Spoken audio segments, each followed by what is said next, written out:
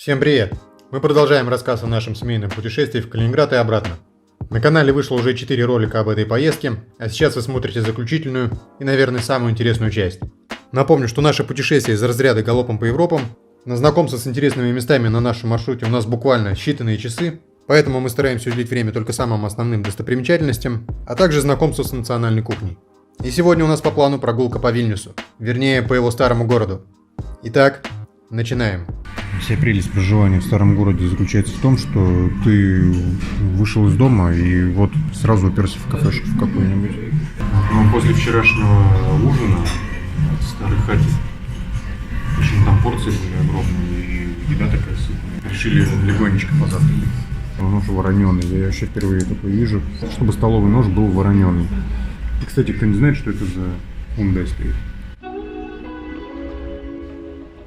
В Вильнюсе на светофорах для пешеходов тоже есть желтый сигнал. Старый город – это достаточно крупный район Вильнюса, и, как следует из его названия, старейшая часть столицы Литвы. Кроме того, этот район считается одним из крупнейших исторических комплексов в Восточной Европе. Он насчитывает почти 1500 исторических зданий и внесен в перечень объектов всемирного наследия ЮНЕСКО. Вообще, в старом городе буквально на каждом углу можно встретить какой-нибудь костел, храм или собор. Каждый из них имеет многовековую историю и однозначно достоин внимания туристов. Это 100%. Но если каждому из них уделять хотя бы по полчаса, то на их осмотр потребуется несколько дней. Ну а вы помните, как мы торопимся. Поэтому только беглый осмотр снаружи, и лишь в один костел мы заглянем буквально на 5 минут. Но о нем попозже, а пока вот вам небольшая подборка из церквей старого города. Это францисканский костел Успения Пресвятой Девы Марии. Францисканцы – это католический нищенствующий монашеский орден. Они проповедуют в народе аскетизм и апостольскую бедность. Ну и судя по обветшалому фасаду этого костела, слова монахов с делом не расходятся. Это доминиканский костел Святого Духа. Здесь же находится монастырь. Доминиканцы – это тоже нищенствующий монашеский орден, но, судя по всему, приверженцев у этого ордена больше, чем у францисканцев. Интересные решетки на окнах. Так что уж наверняка никто не пролез. Поворачиваем за угол и видим колокольню иезуитского костела святых Иоаннов. Она, кстати, является архитектурной доминантой старого города. И на ее верхнем ярусе есть смотровая площадка, куда туристам можно подняться, чтобы полюбоваться оттуда на старый Вильнюс. Улица Галлоно. А вот это уже православный храм. Это Пятницкая церковь, в которой Петр I крестил арапа Ганнибала, прадеда Александра Сергеевича Пушкина. Еще один православный храм – Никольская церковь. Костел Святого Казимира. До 1915 года это был православный кафедральный собор Святого Николая. Один из его куполов имеет интересную форму. Он выполнен в форме княжеской митры, головного убора литовских князей. Костел Святой Терезы. А по соседству с ним православный Свято-Духов монастырь. А это единственный сохранившийся из 10 ворот городской стены. Они называются Остро-Брама, или в переводе с польского «Острые ворота». Так как в старый город мы заходили не через них, то я решил исправить этот момент, выйти за пределы старого города, а потом снова зайти в него через крепостные ворота. Кстати, на этих городских воротах находится часовня с Остробрамской иконой Божьей Матери, которая является одновременно и православной, и католической святыней. Так, давайте пока прервемся с костелами, храмами и монастырями. Лучше просто погуляем по старому городу и позаглядываем во дворики жилых домов.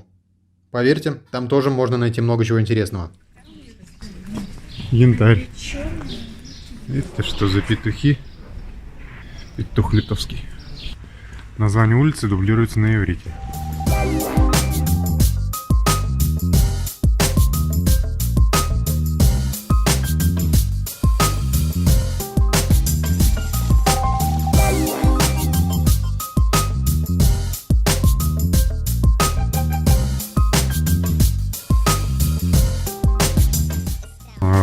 Цвета литовского флага.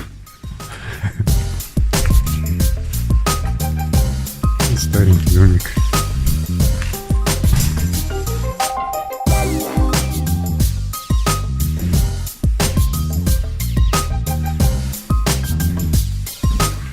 Узко. Очень узкие лестницы. Деревянные, видно, что старые уже ступени. ступени уже такие все стертые.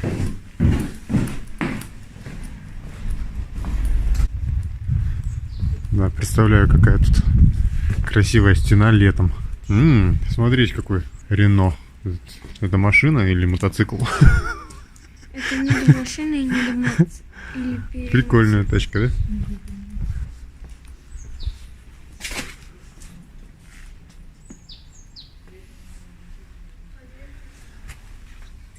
Называется Твизи.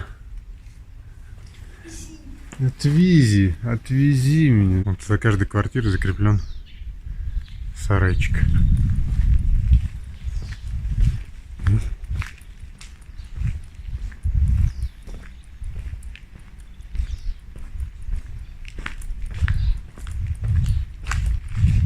Похоже на Грузию.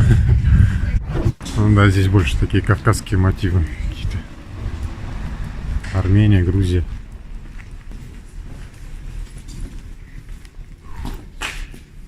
А тебя не видно даже. А меня видно.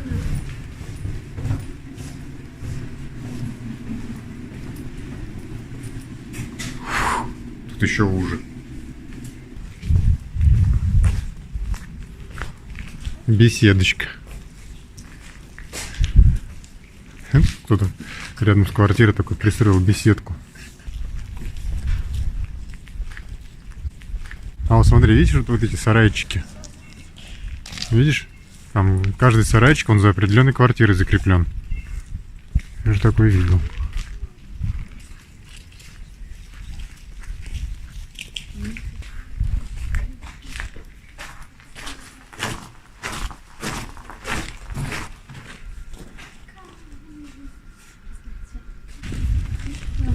Вот кто-то себе огородил, да? Смотри. Частная территория, не входить. Ага. Но мне больше всего нравится вот эта беседка.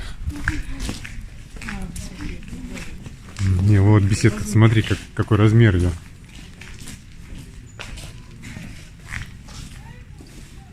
Литовская национальная филармония.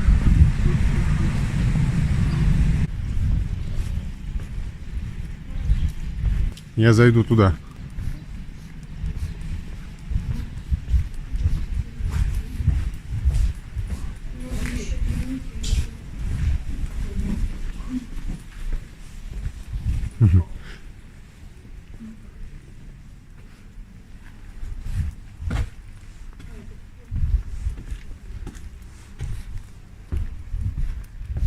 Мини.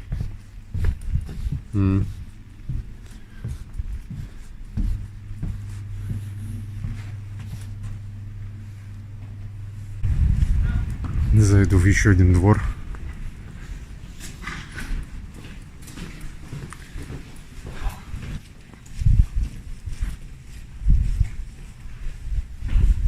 Вот этот плакат очень четко характеризует литовскую ценовую политику. Этой девушке муж изменил.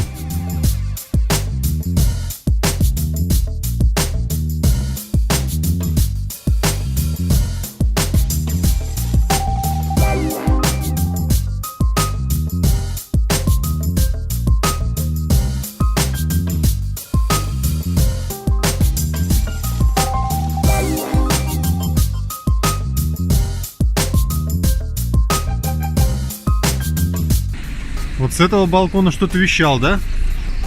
Какой-нибудь там понтифик. Атмосферное местечко. Да? Дворик такой уютный.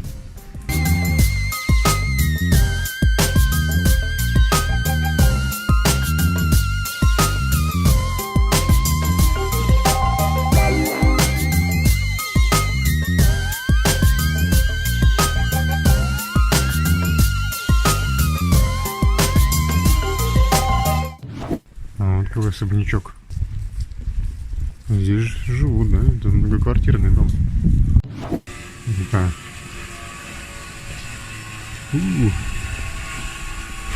Там наверху можно заседать. Обратите внимание, как сделано для удобства владельцев автомобилей. Вот на этой вот мостовой из булыжников колея из кирпича для колес автомобиля.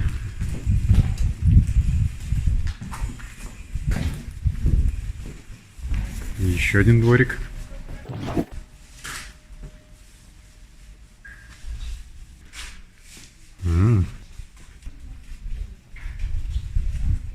Красиво.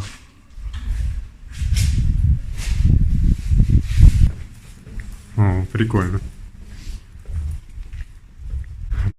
Ну и, конечно же, не забываем про сувениры. Наверное, у каждого человека есть традиция привезти из путешествия какую-то безделушку. Кто-то собирает магниты, а мы... Мы вообще охотимся вот за этими штуками. Гуляя по старому городу, мы то выходили на его окраину, то снова возвращались в центр. И каждый раз нам открывалось что-то новое. Например, вот это здание в стиле классицизма. Очень похоже на Дом культуры железнодорожников в Казани. Правда, у последнего колонн побольше будет, но это не важно. Важно то, что это строение имеет совсем другое предназначение. Это Вильнюсская ратуша. Одно из зданий мэрии города.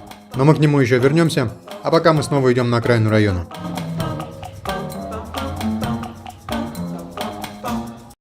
Ну сколько тут стоит парковка? Помните те единственные сохранившиеся крепостные ворота? Так вот, раньше город опоясывала крепостная стена. Но в начале 19 века большая ее часть была разобрана. Остались только небольшие фрагменты, которые сейчас являются стенами зданий или оградой монастырей. А вот этот фрагмент крепостной стены уже новодел. Он примыкает к сохранившемуся до наших дней бастиону. Я так понимаю, это внутренняя часть стены, да? Судя по тому, что здесь есть такие помосты, для того, чтобы солдаты по ним передвигались. Вот этот бастион. Но сегодня понедельник, я так понимаю, тут по советской традиции в понедельник музей не работает.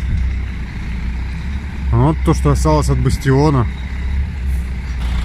Короче, посмотреть мы можем на него только снаружи.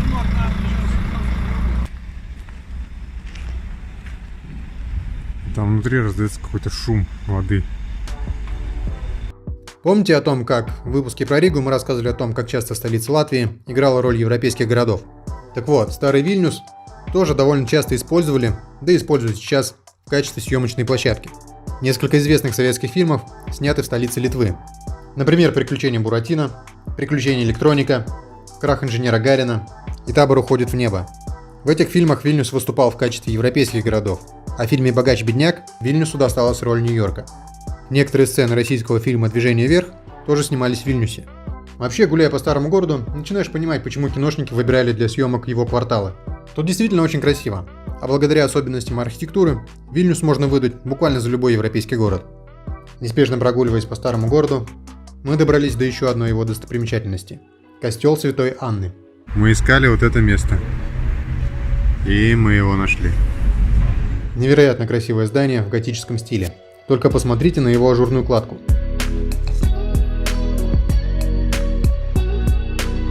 О, с этой стороны она тоже красивая. Оценив внешнюю красоту, нам очень хотелось посмотреть внутреннее убранство костела Святой Анны. Но, к нашему сожалению, этого сделать не удалось.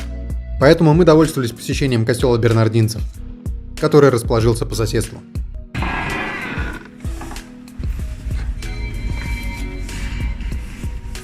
И знаете, на что мы обратили внимание? Когда ты делаешь фотографии или снимаешь видео внутри католического храма, и неважно, в Литве, в Беларуси или в России, то никто даже слова вам не скажет. Если же попытаться то же самое провернуть в православном соборе, который по своей внутренней красоте ничуть не уступает католическим, а зачастую и превосходит их, то вы рискуете подвергнуться анафеме. Серьезно, попробуйте сделать фотку, например, в Казанском соборе в Сызрани. Да на вас тут же налетят бдительные прихожане и упрекнут вас в богопротивном деянии. А тут, пожалуйста, ходи, снимай, никто даже глазом не поведет. В общем, совсем другой подход.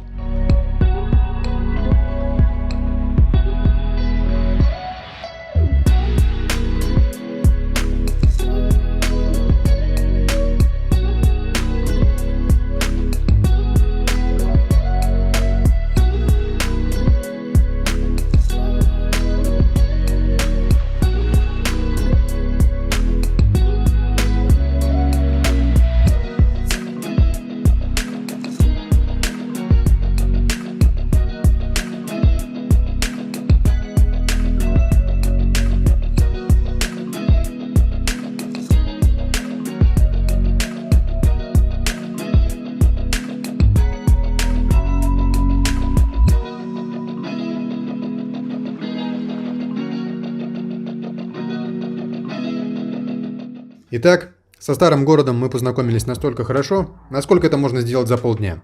И теперь мы направляемся к Замковой горе. Она находится на границе старого города, и там есть еще несколько достопримечательностей, которым, по нашему мнению, обязательно стоит уделить хотя бы немного времени. Этот монумент – памятник основателю Вильнюса, великому князю Гедемину. Согласно легенде, Гедемин после охоты остановился на ночлег в этом месте, и ему приснился сон, в котором князь увидел огромного железного волка. Во сне князя тот волк выл как 100 волков. Проснувшись, Гедемин попросил своего волхва растолковать этот сон, и получил такой ответ. Железный волк означает, что здесь будет столичный город, а его могучий вой – это слава, которая разносится о городе по всему миру. Недолго думая, князь заложил в этом месте 2 замка и дал им имя Вильно. А вот и Железный волк, который провыл на этом месте, и здесь вот этот князь основал город Вильнюс. Правда, он почему-то из камня. А это еще один, и на этот раз последний храм. Это кафедральный собор святого Станислава и святого Владислава. Как вы видите, это здание построено тоже в стиле классицизма, как и Вильнюсская ратуша и Казанский дом культуры железнодорожника. Похоже, не правда ли? Но из-за скульптур, венчающих вершины фронтона, это здание мне больше напомнило Челябинский театр оперы и балета. Вот такой он, этот многофункциональный классицизм. И вот башня с часами, тоже одна из достопримечательностей Вильнюса. На самом деле, это колокольня, но когда-то она действительно была крепостной башней, а потом на нее водрузили еще 3 яруса, и получилось строение, сочетающее в себе разные архитектурные стили. Кстати, у башенных часов лишь 1 часовая стрелка, минутной нет. А теперь мы отправляемся к еще одному символу Вильнюса, к башне Гедемина. Она находится на вершине Замковой горы, и это единственное, что осталось от верхнего замка. Подняться к башне можно либо пешком, что совершенно бесплатно, либо на фуникулере.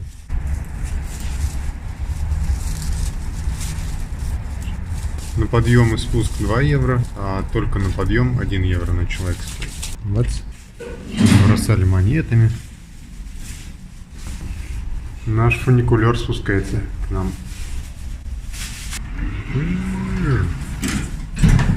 Заходим, есть место для сидения. Такой мини-фуникулер. Все, и надо нажимать наверх. Дверь открывается. Осторожно, двери закрываются. О, какие, смотрите, какие интересные держалки.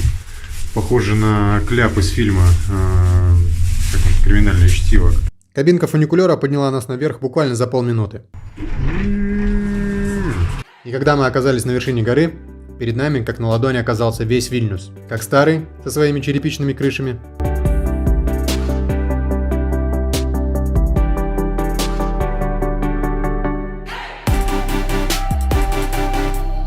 так и новый, с современными небоскребами. Пишите в комментариях, какой вид вам больше нравится. Итак, вдоволь нагулявшись по старому городу и налюбовавшись видами на Вильнюс с вершины Замковой горы, мы направляемся в ресторан, продолжать наше знакомство с литовской национальной кухней. На этот раз мы выбрали ресторан «Этнодварас» или «Этноусадьба». В старом городе 2 ресторана этой сети, мы рекомендуем посетить тот, что находится на улице Пелес. Принесли мне суп, традиционный литовский, грибной крем-суп. Подается вот так. В ржаном хлебе. Короче, распробовал этот суп. Он, оказывается, сварен из лесных грибов. Не из шампиньонов, а именно из лесных. Из-под березовиков. Из-под опятых. Да, вкусный. А еще можно вот его есть вместе с тарелкой. Ну, тарелка немножко размокла, ее вот так соскабливаешь, эту тарелку, размокшую часть тарелки соскабливаешь, и получается, как будто ты прям с хлебом ешь, не откусывая его.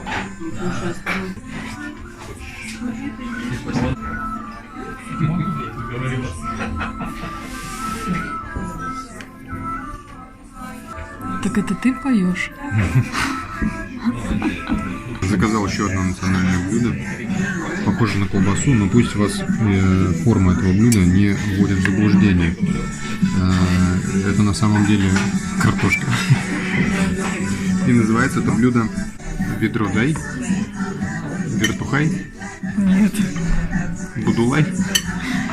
Как оно называется? Я уже опять забыла. Вертикай. Ведорай. Ведро дай. Ведродай.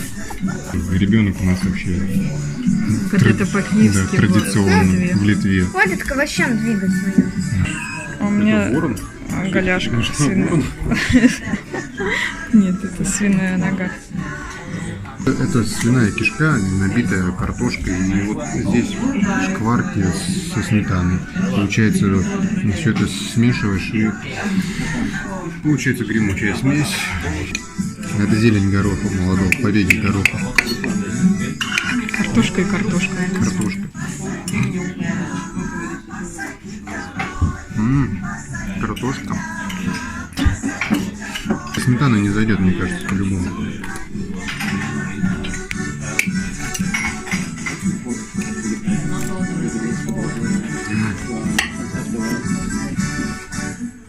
А со сметаной заходит, да. Со сметаной можно есть.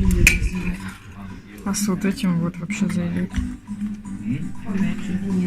Короче, вот эта сметана для того, чтобы там зашло.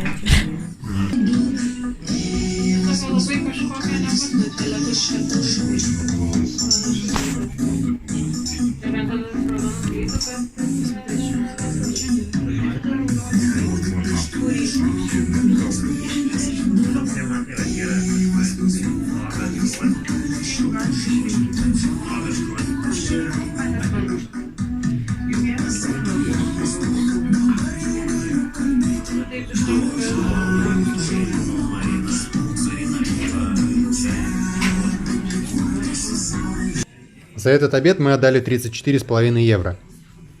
И если сравнивать качество блюд, цены и атмосферу с рестораном «Старая хата», в котором мы были вчера, то перевес будет явно не в сторону последнего. Подкрепились перед дальней дорогой мы основательно. Еда понравилась всем, даже нашей привередливой в этом плане дочке. А теперь мои впечатления о Вильнюсе. Ну что, погуляли по Вильнюсу. Такие впечатления у меня от прогулки по этому городу. Я в этом городе вообще первый раз. Здесь есть что посмотреть однозначно. Одного дня вообще на посещение этого города мало, я так считаю. Потому что уж очень много достопримечательностей. Только по одному старому городу можно гулять несколько дней.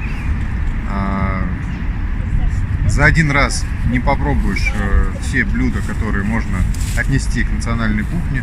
Там их прям целый перечень. Можно, не знаю, мне кажется, на неделю растянуть. Но вообще город очень красивый, атмосферный. Языкового барьера для россиян здесь нет. Здесь большинство, кто работает в сфере услуг, они все говорят по-русски. Люди, которые среднего возраста и старше, они все говорят по-русски, это совершенно точно. Молодежь, если по-русски с вами не сможет общаться, попытается с вами найти общий язык как-то уже с использованием английского языка. Кто знает английский язык, там более-менее, то тоже трудностей никаких здесь не будет испытывать в плане общения. Что касается алкоголя, алкоголь здесь продается с пятницы по субботу с 10 до 20, а в воскресенье с 10 до 15, имейте это в виду. И не продается лицам моложе 20 лет, это тоже имейте в виду. А нам пора ехать дальше. Сделаем еще остановку там, для того, чтобы заправиться, да, с инъекционкой, чтобы затариться литовскими сырами, и поедем уже по своейся. Как говорится, в гостях хорошо, а дома лучше. Оставили машину в зоне, где платная парковка.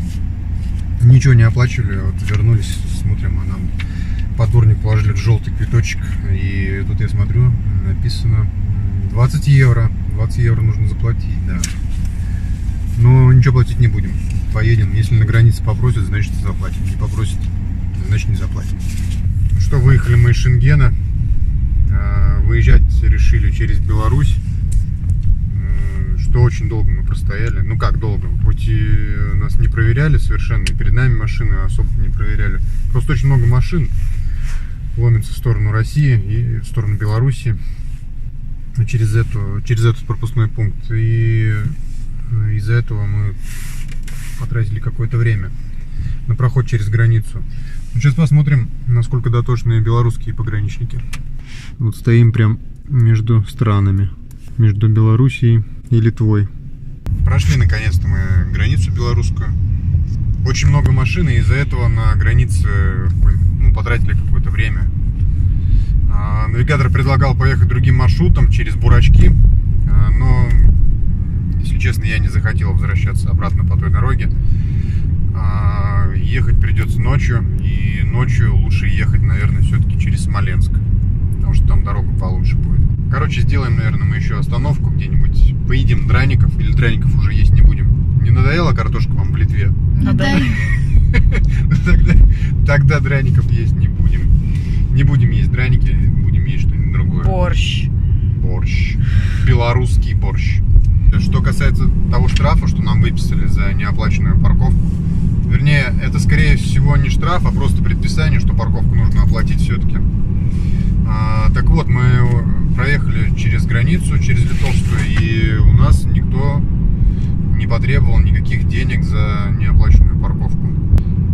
А что касается Белоруссии, то в Белоруссии я нарушать не рекомендую, потому что я уже научен горьким опытом.